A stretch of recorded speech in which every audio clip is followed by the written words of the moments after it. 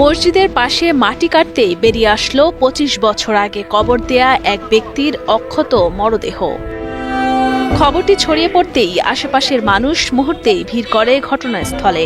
শুরু হয় নানান জল্পনা কল্পনা। এলাকার অনেকেই বলেন এটি আল্লাহর কুদরত, আবার অনেকেই বিশ্বাস করছেন পরহেজগার বান্দার প্রতি জান্নাতের ইঙ্গিত হিসেবে। নতুন কাপড় মনে ২-৩-৪ দিন আগের পোতানো লাশ এরকম। লাশটার কাপড় যেটা ছিল একদম ফ্রেশ, কোনো ময়লা টালা ছিল না, কোনো স্পট নেই। আর লাশটা মনে হয় দুই তিন দিন আগের লাশ আর কি। কাপড়ে কোনো স্পট নাই, একদম কাপড় ফ্রেশ।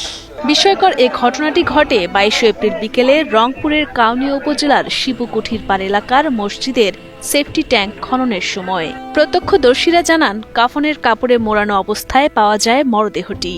মরদেহটি ২৫ বছর আগে বার্ধক্যজনিত কারণে মারা যাওয়া এই মসজিদের মুয়াজ্জিন হোসেন আলী মুন্সির। স্থানীয়রা জানান জীবিত অবস্থায় পরহেজগার মানুষ ছিলেন হোসেন আলী মুন্সি।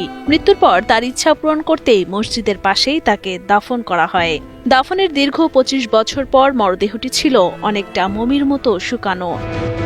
তবে কাফনের কাপড় ছিল একেবারে পরিষ্কার ও পুরোপুরি অক্ষত। খুবই ভালো ছিল লোকটা, অনেক ভালো ছিল। আমরা ছোটবেলায় এই জায়গায় স্কুল পড়ছি, আমাদের কিন্তু ডাকছে, আমরা ডাক শুনছি। আমি দেখতে আসলাম যে আমার দাদু ২৫ বছর আগে মারা গেছে। আমি দেখিনি, ছোটবেলায় দেখছিলাম। এখন আমার দাদুকে দেখলাম যে যেইভাবে মাটি দিছে ওইভাবেই আছে এখনো আমার দাদু। আমি দেখতে পারিনি, আজকে আমি দেখতে আসলাম, শুনলাম আসিয়ে। খুব খারাপ লাগতে আছে যে আমার দাদুকে দেখতে পারলাম না আসিও। ২৫ বছর আগে মারা যাওয়া হোসেন আলী মুন্সির অক্ষত মরদেহ দেখতে ছুটে আসেন তার পরিবার ও স্বজনরা।